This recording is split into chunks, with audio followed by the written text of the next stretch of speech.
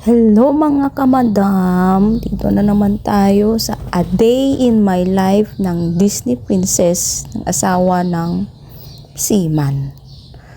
Ako, lagutan na naman tayo. Meron na naman tayong 3,091 mga kamadam. Lagot tayo. Okay. Bakit kaya umabot ng 3,000 sa isang araw? 295? Eyebrow lang yun. Ay, ito kasi hiyang ko sa akin to. Happy skin lang kahit ang mahal-mahal. Binibili ko talaga yan. Di ko kaya. Kasi pag iba, allergy ako. Tignan mo naman ang price. 399 mga kamadam. Iyak na lang ako. Ito. Ano na naman kayo nilalabas ko? Ito, 249 to Dazzle Me para sa pork. Ang lalaki kasi ng mga pores ng mga kamadam nyo. Ayan, o, diba? 249 yan, hindi ko alam. Hindi, alam ko naman talaga. Ito, hiyang ko talaga ito. Happy Skin ng foundation, powder foundation.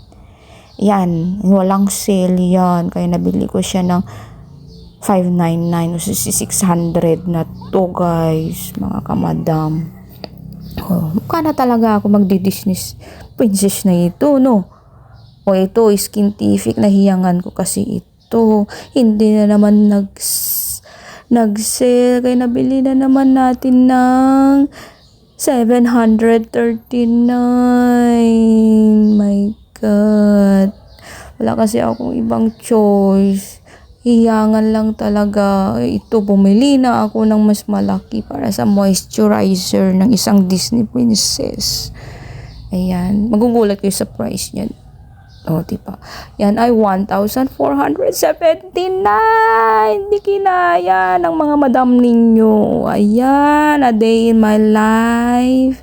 A Day in a Life pala. Ayan. Yan yung mga nabili natin. 3,000. Is 30 minutes lang pumunta. Wala. Pero after 3 months na naman ulit yan. Oh, ito naman yung mga ubos ko na ng Skintific Moisturizer. Actually, pinalit ko lang yan sa Snail White. Oh, mga happy skin. Oh, happy skin. Beke naman. Puro ikaw. Ikaw na lang. Bigyan nyo naman ako ng free.